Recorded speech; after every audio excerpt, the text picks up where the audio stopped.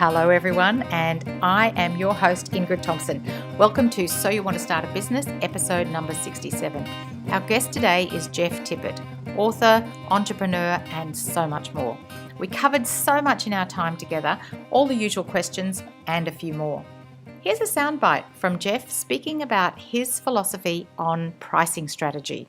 I did not want to start with reduced billing. I did not want to have reduced pricing to come in and say, hey, I'm new in business. This is my new company. I'm going to give you a cheaper price. So, what I promised them was you're going to have excellent service, high quality service, great customer service in the things that we do, and you're going to get a fair price. But it was never that I was going to come in as the underdog in pricing. Pricing is a topic I am asked about over and over. How much to charge? What will people pay? What's the right price?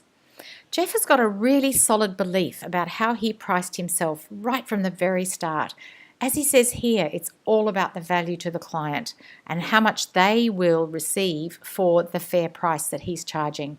It's a terrific conversation, and it is another terrific interview, and I invite you to settle in, listen to how Jeff went from working for someone else to running his own successful business, and where that's now led to writing books, speaking at engagements, and so much more.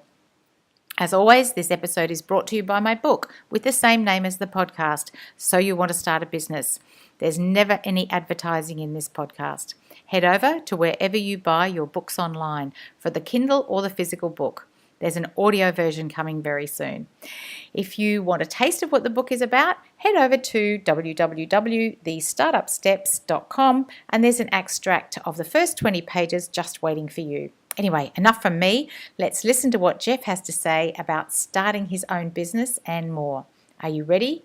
Let's go. Here we are today with Jeff Tippett. Hello, Jeff. Hey, how are you doing? Great, thank you. Now, your Sunday evening is my Monday morning, and honestly, we so appreciate you spending your Sunday evening with us. It's an honor to have you here. I'm excited to be a part. This is a great way to spend my Sunday evening, so I'm excited to be doing this. Well, we've got some great questions for you. All right, so let's just start with and we know you have more than one business actually, but what business are you in? What is your business? Tell us about it, please.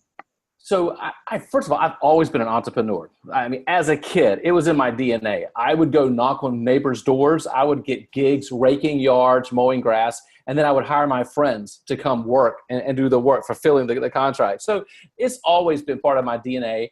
When I was in existing companies, I was an entrepreneur. So I was starting things within companies. I think it's just who I am. My current company is Targeted Persuasion, and I launched that in October of 2014. I launched it to be a political company to do digital, highly specialized digital targeted ads for political campaigns. And I actually launched the company at the worst time possible. For us here in the States, we were preparing for a big election in November, and I launched in October out of necessity at the worst time. But I did it, and I made it. And it's funny, there's a number of people who do just, for some reason, pick the worst possible time to launch a business. So you started it in 2014, October. Yeah. Why did you start that business?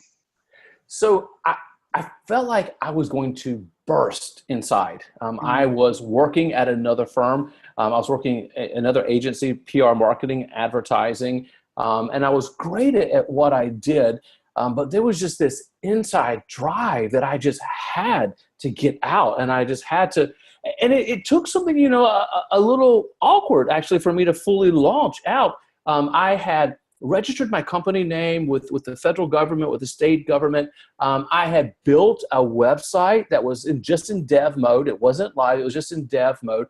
And I had done the prep work, just like mentally trying to get myself ready for that big hurdle of cutting the cord and going out on my own. And honestly, I had so much fear that I was just having a hard time making it. And the person that I was working for at that time somehow found out about it. And so he came to me and said, Jeff, here's the choice. Either you drop all that and focus here, or you can just go ahead and start your new company. And at this point, I was like, thanks, I'm off. Here we go. Let's do this. You just needed somebody to push it. So you were you're going to burst. I love that expression because I know that feeling sometimes. So what did you want from the business from day one? So that's sort of like, what was it that was going to be different being in business as opposed to working in this PR firm? The freedom to be able to do the things that I was passionate about and the things that I truly loved. And I was in a good scenario, but oftentimes I had to do client loads and things that just weren't part of what I really wanted to do. And part of it too, I guess I reached that stage in life where I wanted to make sure the things that I was doing really mattered, that they mattered to me and that they mattered to other people. And I could do greater good than what I could do in that current situation. So I really wanted freedom, and I wanted a chance to do like great work. Yeah, and we often feel constrained by someone else's vision. I mean, some of us are lucky enough to actually work in a business where we're actually really aligned with someone else's vision. And there's nothing, it's perfectly fine to work in someone else's business, but for some people, the alignment's not there. And as you said, you were about to burst. So this is one of my favorite questions, and the listeners know that question 5 is, when did you realize you were actually in business? When did it feel real? Because everybody has a different place. Everybody's moment is slightly different. So when was yours? When did this business actually feel real? Well, for me, my backdoor neighbor, when I launched the company, was a CPA, entrepreneur. And so we would have those back of the fence conversations. And I remember early on telling him, in fact, I do feel fortunate that I put my shingle out. As I said, it was the wrong time. It was the worst time to launch a company. But I put my shingle out, and in the first week, I signed a half dozen clients at the first time. Right. I know. So it was like, whoa, this is amazing. And I remember telling my backdoor neighbors, like, all right, I got enough money to make it from week 1 to week 2. And he's like, Jeff, here's what's going to happen. Because he'd been down this road. He said, you're going to think week 1 to week 2. And then you're going to think month to month. And then you're going to start thinking quarter to quarter. And before long, you're just going to be thinking year by year and planning things out.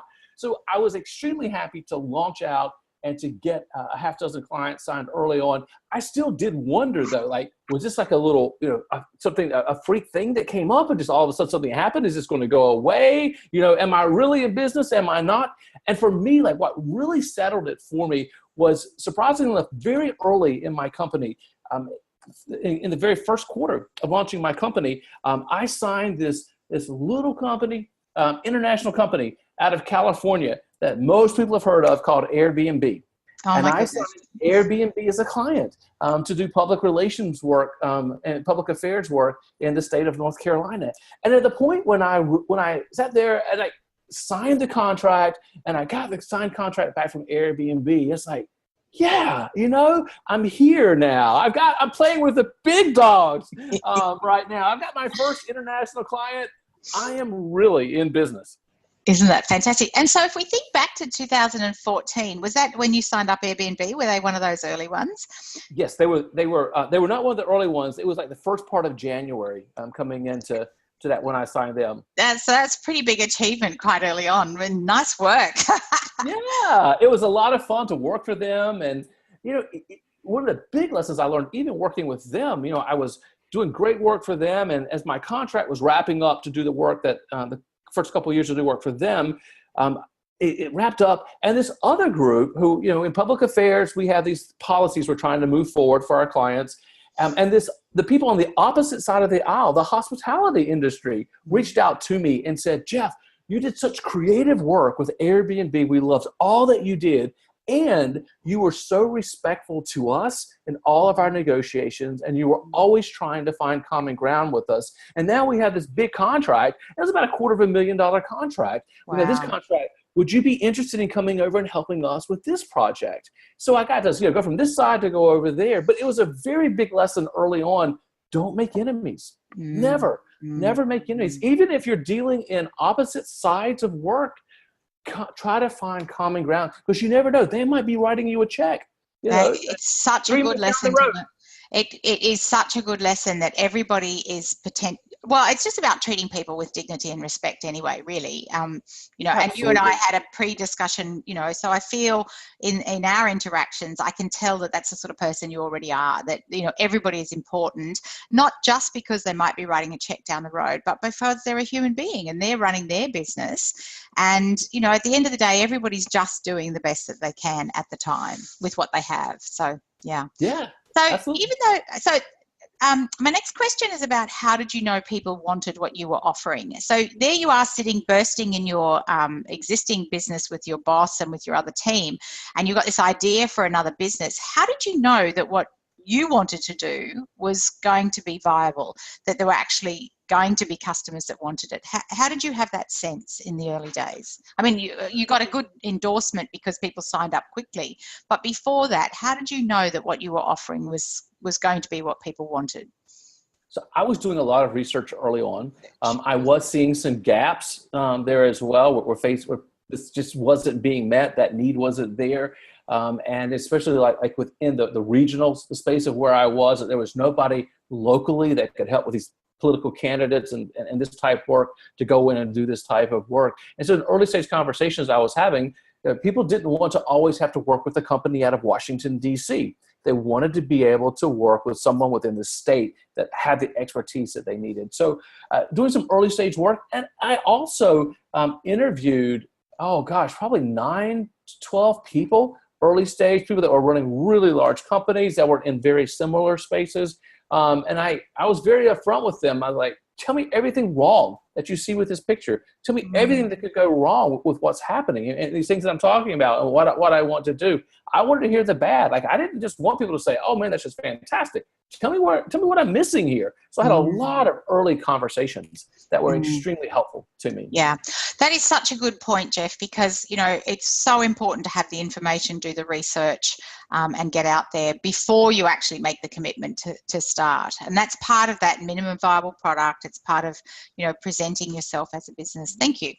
Okay, so you probably just needed your laptop and a lot of enthusiasm and a good list and an internet connection. But, you know, as you walked out the door from your previous job to start this business, if you hadn't had clients, you know, where was money going to come from in those early days? Like, what preparation had you made financially? Well, I'm a financial conservative, so I had been saving money. You know, I had money stacked away to make myself prepared, because even before I knew that was going to happen, I knew something was going to happen, and I knew that I wanted to be prepared. However, I feel very fortunate in the fact that I had clients, and we made payroll, and we've been profitable since day one. And so I never ended up having to dip into my savings account. I never, even growing the company, getting to the next levels, I never had to go out and seek additional funding in that because I stayed so frugal and early on. And the things that like really mattered, like the website, we did do a really nice website because I knew that that's how would be my calling card. And people would see that. And any of my communications that I sent out, I made sure they looked like $1 million. But at the same time, like, I was sitting in my loft on the second floor. I didn't even have an office at that point. I was sitting in the loft on the second floor of my house, working away, making it feel like I was in some big, massive office, right? But I was just in my home, and I kept expenses under control early on. Yeah, it's very tempting to spend money where it's not necessary. Yeah, and as a financial conservator, I love that expression. I hadn't heard that before, but that's so personally, to save that money, you know, how important that is to have that buffer, because it really gives you the confidence, doesn't it, that even if there aren't customers in that early days. And what do you think difference that makes to your approach as you approach some of those early customers if you know that you're not desperate? So it enabled me to say no to people that I might would have said yes to that may have put me in the wrong place at the wrong time.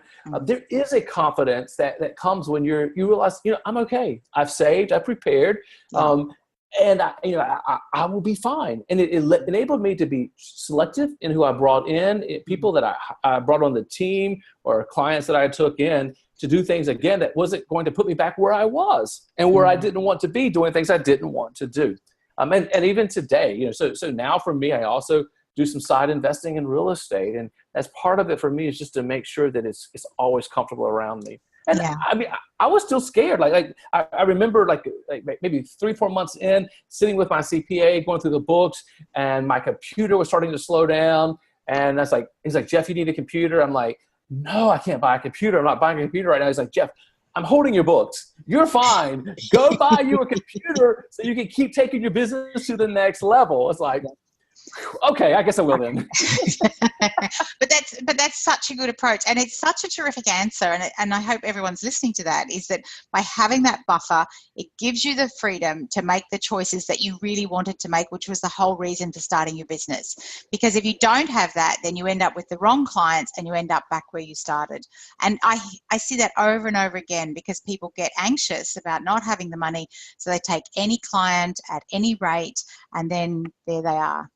That's such a thank you for that. Okay, so now how do you find new customers? How do you know where they are?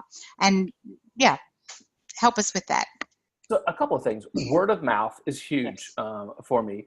So like, for example, I ran in the state of North Carolina on Sundays. Old blue laws prohibited us from being able to go in and buy alcohol at a restaurant or in retail before noon on Sundays.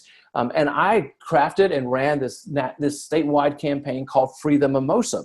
And because of and we passed it, first of all. So, people can now on Sunday mornings, they can get a Bloody Mary or whatever they want, 10 a.m. at the restaurant. But because of that, so the work itself, so word of mouth and the work itself, and especially since a lot of it's public facing, a lot of that work people see and they're like, oh, you did that. Just like, when I got the hospitality contract, because of seeing the work. And then another big way for me was through speaking. And as we talked earlier, I was just upfront, I was speaking for free. I wanted to be the industry expert. I wanted to be the guru, the go-to person in this space, because I know there's a magical leap in persuasion when people view you as the authority in whatever the area is. And I think it's great today that we don't have to be the authority in everything, most likely to succeed. We can be the authority in a very specialized area. And in my case, I don't need every public affairs client. There's a certain types that we like to work with. So being the industry expert, so being out speaking, I started speaking for free. And then as we were talking earlier, what it led to was another revenue stream for me as well. So my thinking now is now that I have one revenue stream with my company that's been very successful and doing well, and then the speaking, all of a sudden it emerged itself. It just like all of a sudden people are saying, well, and I'm used to speaking for free. And they're like, hey, Jeff, we'll give you $1,000 if you'll come speak. And I'm like, oh, heck yeah, that's amazing. I just wanted to get clients in. And then, now it's anywhere from $10,000 to $25,000 to go in and speak. So that's become a stream of revenue in and of itself, which was part of my thinking earlier on. I didn't know how to do it, but I knew that I wanted multiple streams of revenue, and I wanted them to align as well. I didn't want to be off, selling comic books somewhere. I really wanted everything to align. So I have a communications firm. I speak, professionally as well, and I speak on persuasive communications and the superpower of persuasive communications. So it aligns. It's another revenue stream for me.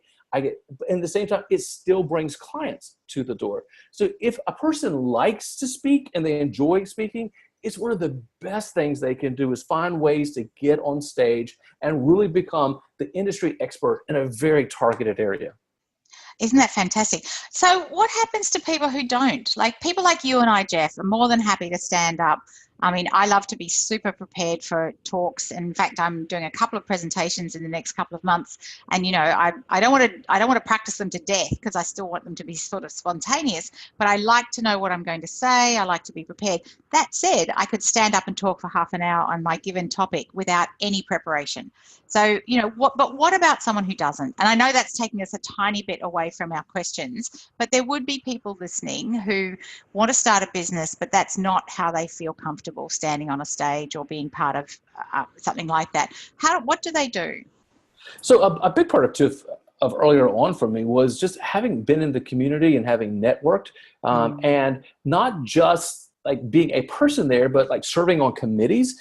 So like with our Chamber of Commerce is extremely large here in Raleigh. I served on every single committee that was there. I was also on the board of directors. So you can also be a person of authority as well, even if you're not speaking, by joining groups like this. There were some nonprofits that I served on the board, and it enabled me to meet other people that would be potential clients for me as well. So that was another way that I was able to reach out. But I never like to be the type of person like looking up trying to get someone. I really want to be on the equal playing field or be up just a little bit. So, chairing a committee when you have a chance to do that, like finding every single possible way to show leadership in every single opportunity, as long as it aligns, right? I'm not talking about going way out, but as long as it aligns, and if it puts you in front of your target market and you have a chance to exhibit leadership, yeah, it's a no-brainer. Go for it.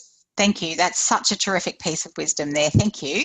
Okay, so you don't have to tell us, well, you did tell us that people offered you money to come speak, but without talking about your actual pricing strategy, how did you decide, like going back to the beginning there in 2014, getting those first clients, then moving on to, other projects, how do you decide a pricing strategy? What's your philosophy for that? So in my case, having worked in firms and agencies in the past, we're very much like a law firm where your bill is billable hours. So I instinctively knew what the hourly was going to be to bill out. So I was able to do that. One of the decisions I made earlier on was I did not want to start with reduced billing. I did not want to have reduced pricing to come in and say, hey, I'm new in business. This is my new company. I'm going to give you a cheaper price. So, what I promised them was you're going to have excellent service, high quality service, great customer service in the things that we do, and you're going to get a fair price. But it was never that I was going to come in as the underdog in pricing. And what that set me up to be was like from the very beginning, I could be up on pedestal basically of this is a reputable company. And sometimes we think because we're new and we're starting out, we gotta like put our prices extremely low, but then that's how people view you, is by the prices that you charge. So if you're great at what you do and you're comfortable with that, set the pricing high enough that people will respect you and pay what you're worth, what you're doing. Otherwise, you're going to be doing so much work and spinning so many wheels trying to make things happen that you're never going to get ahead and get the place you want to be. So put your pricing up there as soon as you can. Yeah, actually, it's so funny. Thank you for that. I was having a conversation with someone on Friday who's about to put her price up to just over the $1,000 or around the $1,000 threshold. And she said, you know what? I think I'm actually going to get more clients because it's just going to set a different tone. Right. I'm not sure what her price is right now, but it's obviously more, it's a different price. But she said there's just something about setting it around that price that she feels it will actually attract more people. And she said it's about, so there's a lot of confidence when you're good at what you do and people want what you're doing. And as you said, you'd been in the industry, you knew what they charge. So why would you charge less? And you knew what you were charged out at in that industry. So respect yourself and charge what you're worth. Yeah, and totally. You do a great job for it, but yeah, absolutely. And do a great job. Yeah. Okay, so right now, Jeff, you're creating new revenue streams, but do you have an exit strategy? Do you sort of see where this could go at the end? Like, do you imagine where, you don't have to tell us what it is, but do you have like a succession strategy, an exit strategy? Yeah, I do. My love is being on stage. I love being in front of people. And so my plans is I'm heading down, further down the road, as we talked a little bit earlier, I'm developing some online programs as well, so that I can work remotely and live wherever I want to live. So I want to keep writing. My second book is coming out. I want to keep writing and keep things going out that way. My public affairs and communications firm, I will take less and less of a role in that company and allow other creatives to really get that going. I will focus on my speaking, but I am going to, after I get through this next round of speaking with my engagements in 2019, I think in 2020, I'm actually going to pull back on the number of speaking gigs that I'm willing to take so that I can drive my price up even more and speak less, make more money, have more time to write. I want to live in different places. My kids will be out of high school at that point. So I have a lot of freedom to be wherever. And by developing things online, and I'm especially interested in helping entrepreneurs and business owners get on the stage. If that's the path that you want to take, I think it's an amazing path, amazing journey. especially if you can help people and you really can, and like when I speak, like I like to see the light bulbs go off. When people are catching it, they get your message and you know that their life is going to change. And, maybe that looks like increased revenue. So their kids are going to go to dance or the kids are going to get tutoring or whatever all that looks like. I've seen it. So I really want to take the next phase, develop the online. So for me, it's going to be less with the public affairs, less speaking, higher prices for speaking, and then do my work online and really coach and spend my time helping other entrepreneurs and business leaders to do that. So you just happened to mention there your second book. So, sorry, do you want to tell us what that second book is called while we're here, please? Sure. I'm so excited about this book. This one I have been thinking of for a while, and I am so close to finishing the book. In fact, it looks like, oh, right. You started into this and you're so excited. It's like, right. And then you hit a little lull. And then I was like back at it. Now it looks like I'm on the very final chapter for my my editor, my publisher. But my book is called Unleashing Your Superpower, Why Persuasive Communications is the Only Force You'll Ever Need. And true to my personality, my big statement is this, is that we all live or die based upon our ability to persuade. And what I do in this book is help people understand how you craft messages, how you position messages, how you ask people, how you become an industry expert. Because as we were talking, if you're an entrepreneur starting out, just think through all the people that you have to persuade. If it's new clients, new customers, if it's funding, people that you're bringing on board, all that's there. Or if you're a CEO of a company, or if you're in sales, or if you answer the phone, or if you just don't want to live alone for the rest of your life, we all have to persuade. So in the book, my goal here is to really help people understand. It could be landing pages, it could be phone conversations, it could be email, it could be sales, it could be the C-level. Just helping people understand, here's your toolkit of what you need to understand to move people. And to make sure, too, that we really do differentiate between manipulation and persuasion. Because sometimes we think they're the same thing and we have made them synonymous, but they're not. The two of those are polar opposites. And I'm so glad you just added that last bit, because I was going to ask you, where does persuasion sit with, that sort of influencing, manipulation? Those words are all used today almost interchangeably, and yet it's I'd be interested what your answer to this is what differentiates those words. Yeah, so the word manipulation means to control or to influence, but to do it cleverly, unfairly, or unscrupulously. So that's really making people move in the place that you want them to go for your own benefit. And oftentimes we do that. It is easier oftentimes to manipulate. And salespeople can be great at manipulation. But my biggest pushback to that is one of the most highest expenses we have in owning companies is acquisition of new customers. So through sales, you could probably manipulate somebody to buy that for the first time. But if you've manipulated them, the chances of them coming back to you the second or the third time, they're not going to do it. They might do it just to get rid of you, where the opposite side of that is persuasion. And persuasion is when we work with people and through like the purity of argument, not the negative, but like this going back and forth with our ideas that we then persuade or we move them along to where we want to go. And it's in their best interest as well. And when I'm teaching on this, I tell people to watch. There's two magical words that you can watch for at the end of the sales or at the end of like a company meeting or whatever it happens to when you're working and trying to understand, hey, did I just manipulate or did I persuade? And the two magical words are, that's right. So when you talk to them and they get through and they're like, Jeff, that's right. What that tells you is that now they believe that knowledge for themselves and they see this as their benefit and why it's good for them. And at that point, you haven't manipulated, you've persuaded, right? And it's for your good and it's for their good as well. I have a chapter in the book where we talk about helping others in order to define what you want. And that's a big part of this, is making sure that at the end of the deal, you're happy, they're happy, and they're so glad that things have transpired the way that they have. Well, and I was just about to say, that's right. I love it. I was thinking, everything you're saying, I just agree, and so, yes, yeah, mind you, I think you and I are of the same. I think we are of the same persuasion, actually. So I believe that. which is so good. But thank you for that, because it really is important for us as business people, as human beings existing in a world where interaction and persuasion is such an important part of our everyday life. Like you said, working in families, being, having relationships, whether it's, friendships, intimate relationships, the collegial at work.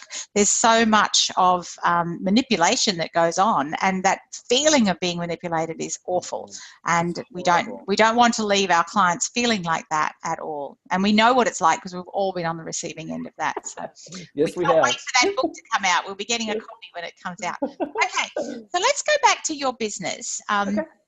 And a little bit of reflection, because people, listening are thinking, oh, what do I need to do to get ready? What's one thing you really wish you'd done differently at the beginning? If you think back to, those early days, is there anything that you wish you'd done a bit differently? I wished, and though I don't live with regrets, if I could change it, I would have relaxed a little bit more and enjoyed the process of what was going on. And for me, even though there was savings, I still had this fear. And a lot of times we go through this the imposter syndrome, right? Where we're concerned that we really don't have it. And even signing the first contract, it's like, but this could be just a fluke. Knowing now, so like now when I take risk, and like as I'm looking to go into the online program as well, I can approach that with so much more calmness and peace about me. So going back, I would just wish relax. And if I could say that to people today, if you're looking at doing this, have fun. It is so much fun starting a company. It's so much fun creating the ideas, building your website, having that very first client meeting. It's so much fun. Relax, breathe, and enjoy it. That's so good. And so this is a slightly different question. Is there something that you wish you'd known from the start? If there was some wisdom, or I don't like the word advice, but if there was something you'd known at the start. I would have written a book sooner. That is one of the fastest ways to set yourself up as an industry expert. It is also a great asset to give clients, to give potential clients as well. And there's just something about handing them a physical book that it shows that you dominate that space, that you understand it, that you're the authority there. It really helps move them over. I wish I would have gotten, and especially the book that I'm doing now, I wish I would have written this like a year or two ago in this process. It is what it is. And I learned a lot more since then, but like getting some type of book out there faster. And there's so many great tools and ways to do that today. But yeah, that's one thing I would have done sooner. Well, and that's such a good point, because, we've both written books. It just takes so long. Like the whole thing takes so long. From the time, even once you've finished it, there's still the cover, and then there's the editing, and then there's there's just so much to it that, I was looking back at my original cover of my book, and this is your interview, not mine. But my original working cover was January 2015. And my book was actually only officially launched early this year. So that's nearly 3 years of, I know that's a bit longer than a lot of people take, but it does take longer than you think it's going to. So get, like you said, get started earlier, put something out. Now, can I just ask you, with the book, would you recommend, because, not everybody has the resources to write a whole book, would something like a considered white paper or an ebook, would that do the same kind of thing, do you think? I think it's a great way to start. In fact, when I first started on my first book, what I did was I planned out a series of blog posts, because I knew I could pop out a blog a week without any problem. Sometimes what we do though is we kind of write randomly, and we go over here, we go there, and we go there. So what I did was basically do what was to become a chapter. And then I would expand it a little bit more and turn it into a white paper that I would offer up for free for people to be able to download. So I kind of took it in stages. So the first one just kind of slowly evolved and came out, but it helped with the process, and it helped me get the writing down and the commitment to writing. So absolutely, you might not be able to write a book today, okay, but could you write an article that could go out as a blog, that could go out in a newsletter for your clients that shows, all right, well, can you think through like, what are the gaps? Like for your clients, what are all the things that they need to know? Could you do a 3-part series on that and just get out like a page at a time and just start pushing the content out to other people? Especially when people start consuming it and they like the content, it does motivate you to get more of it out. So yes, even if it's a 3-paragraph blog, get it out there. Yep, just get writing. Yeah, so it's like the stage. It's like getting involved in it. It's about getting out. Yeah, that's exactly right. So who, apart from yourself, we talked about your neighbour over the back fence and your CPA who encouraged you to get a computer, and there's been a few people in your journey, but who, and you can either name names or not, who's been of greatest assistance to you? What sort of people have you had assistance from along the way? Well, I think early on, speaking with people who had gone in the same space but had gone a lot further than I have, I think that those were some of the people that were extremely helpful to me up front as I got started. Of course, we have our professional services. Like my attorney was a great resource to me. My backdoor neighbor, my regular CPA as well. And I also read a lot as well. So I find a lot of authority in others through reading. I listen to a lot of podcasts. And one of the services that I've been using recently that has been great for me is a service called Blinkist, which it allows me to listen to a book in 15 minutes. What? So what it does, yes. So what it does for me, and I have to take the kids to school. I have different things going on. I can, queue up the books that I want to listen to. And in 15 minutes, I can listen to all the highlights from the books. And sometimes I'm like, wow, this is really good. I think I'm going to get that book and go a little bit deeper into it.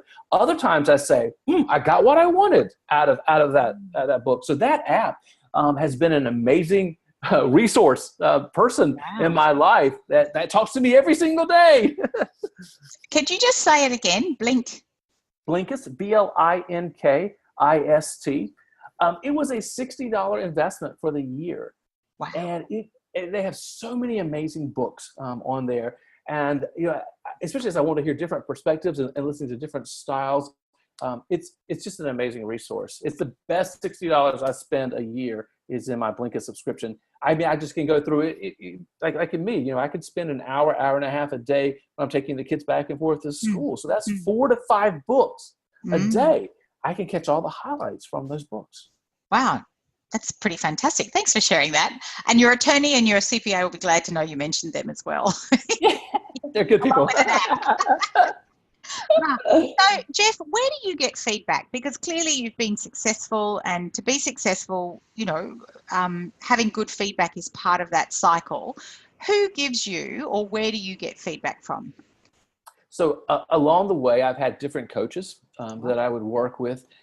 And I'm at that phase right now where I have just made an agreement for the next 12 months to spend the most money I've ever spent on a coach. And my thinking is this: I have just never gotten to the next place where I wanted to go in life without a coach who's already been there further. Think about it. What professional athlete would try to perform without a coach? So why do I think I'm so much better and don't need professional help and people that have been along this journey and gone further than I have? So I have just signed a contract with someone. She has helped numerous speakers get to 6 and 7 figures building out their speaking business. And I have a 12-month agreement with her. It's the most money I've ever spent in a year paying for a coach.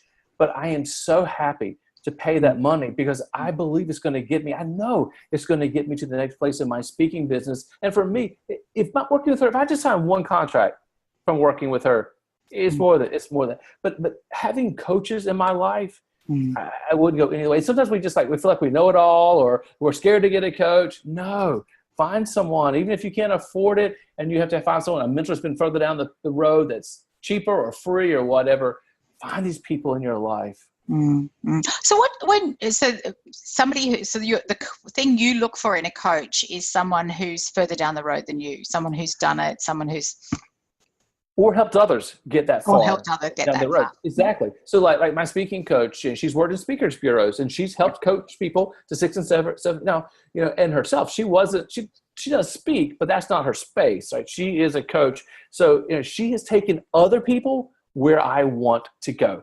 And I see the track record. If you've done it, if you've helped these people, and we aligned, we did early stage conversations where we had Skype meetings and things like that to make sure there was a good alignment. If we align, we can head in the same direction, then, you're worth it. Get off the money and go pay for a coach to help out. Yeah, totally. Well, as a coach, I can totally agree with that. Yeah. Right. But I also only want but it's the commitment. Like, I can hear your commitment to this process for the next 12 months. And that's a huge part of the coaching, is like, once you've made that commitment, just grab it and run fast. Yeah. Fantastic. So someone comes to you and says, I'm thinking about starting a business, Jeff. What would you tell them? I try to, like, for me, I always want to hear their story. I want to understand, because sometimes people get caught up in what they think is the fun and the excitement, the beauty of starting a business. And yes, it is. Yes, it's wonderful, but it's a lot of work.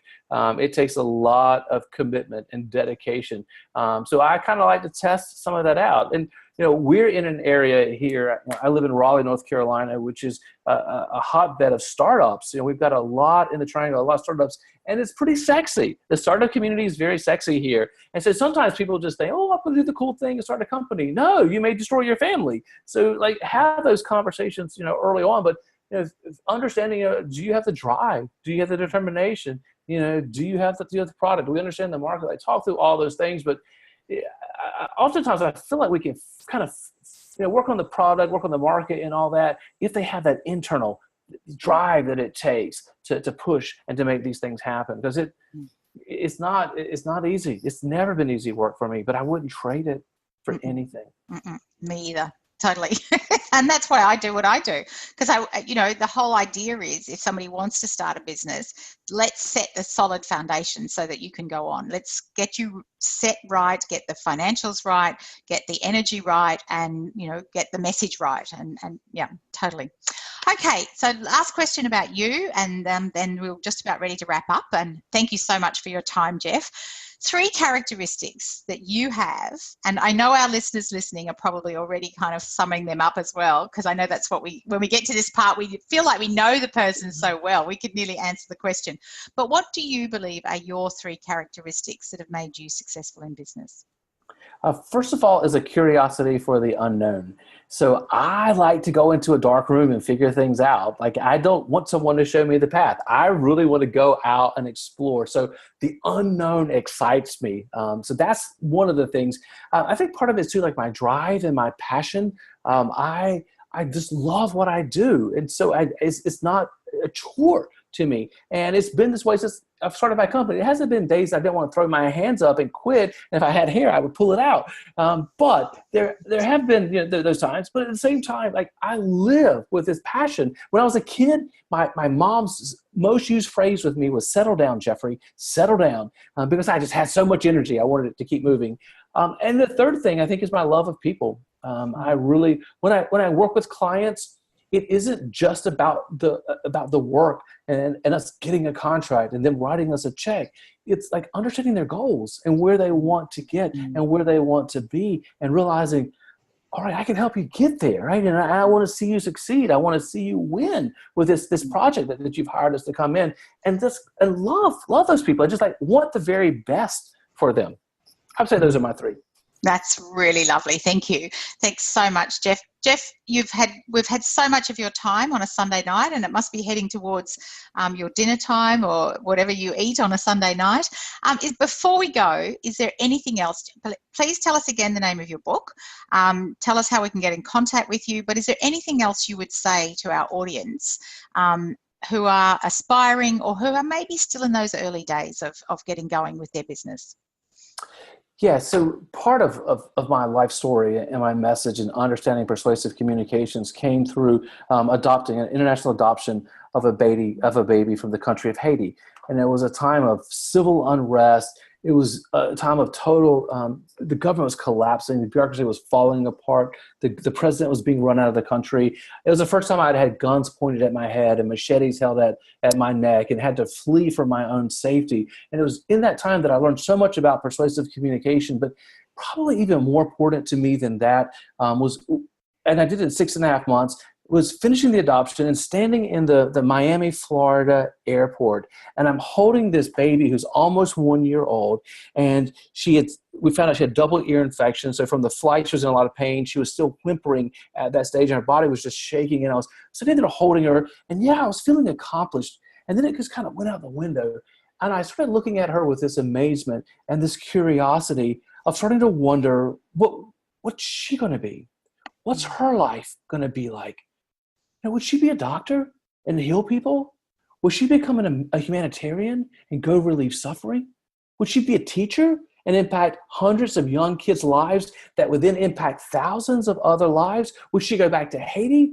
And while I couldn't answer any of those questions, of course, at that phase, what I did know was this, that was the first flap of the butterfly wing in the butterfly effect, which is that first flap that eventually, over time and over space, creates these powerful, massive hurricanes.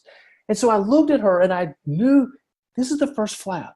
And I don't know where this is all going to go, but I know that this work that I did is going to live beyond me, and she's going to touch other lives, and she's going to impact people that I will never even know. And sometimes as entrepreneurs and business owners, we get so much down into what it is we're doing and making payroll and signing that next client. And sometimes it's good just to pull back out and look at the bigger picture of what we're doing. And sometimes that means hiring people, and that means their kids can go to dance lessons or their kids can get tutoring, and we're going to impact those lives. So if there's anything I can leave people with is pick back up, pick your head back up. Look at the bigger picture here. Think about the greater good, because that will make you get out of bed tomorrow morning and go do this one more time when you realize that this is beyond just these little transactions, these little things that I'm doing. We're impacting lives for the greater good, and it can live, and it will live well beyond us. There's nothing to say after that, is there? That's so lovely. Thank you, Jeff, very much. And I'd have to say, given that it's Monday morning, I'm certainly marching into my week with a new sense of energy. Good. Yeah, and if this is what you do on stage, no wonder people want you. And I just, considering that you are who you are, for you to have spent almost an hour with us this morning, I think we feel very, very privileged for that. So thank you very much. I'm grateful for the opportunity. Thank you. Okay, so I'll just gather myself. Thank you. I feel overwhelmed. So would you like to to finish, give us the name of your website, the name of your book, how anyone can contact you if they want to? Sure. My website is jefftippett.com, which is JEFFTIPPETT.com. And my contact information is there. There's some stuff about my new book as well there. There's some blog posts as well. Anything I can do to help people, I'm here. I'm in the game. I'm here to help out. In the game, yeah. And all the very best with your new course for speaking, for helping people speak. I think that's an honourable. As someone who loves speaking, we can never learn enough about how to craft our art, because I think speaking is an art, and facilitating, working with people, inspiring them from the stage. Yeah. And as you said to us in our pre-chat, that light bulb coming on when you can see that in an audience, it is magic. And I think the other thing is that you never really know where that touches. To your point about the butterfly, I can remember people coming to me and saying, you said something that changed my life. And, I don't even remember meeting this person, but they've been in an audience, and you just don't know. Even with this podcast, we have no idea whose lives we touch with this podcast. And that's exciting for me. That's tremendously exciting. Thanks. So keep flapping that butterfly wing. Keep flapping that butterfly wing. Thanks so much, Jeff. Thank you for this opportunity. Thanks so much for listening to this episode. We covered a lot of ground, didn't we? And I think it's all been said right there in the conversation. For all of you listening, I truly believe that whatever it is you're dreaming about can become real. These podcasts are designed to inspire and inform about what it takes to start, create, and grow a business of your own. So much wisdom here from Jeff. What are you taking away? If you enjoyed this episode, please rate it on iTunes and leave your comments. We know all this helps with spreading the show with more people. Thanks so much. What questions do you have? How can I help you? Email me any questions, ingrid@healthynumbers.com.au, and I will reply directly. I answer all my own emails. As always, you can find full transcripts of all the podcast interviews over at my website, healthynumbers.com.au, with links and show notes and a ton of other resources. As we always say, ideas without action, well, they're just that, they're ideas. What actions are you inspired to take today? Till the next time, thanks so much for listening.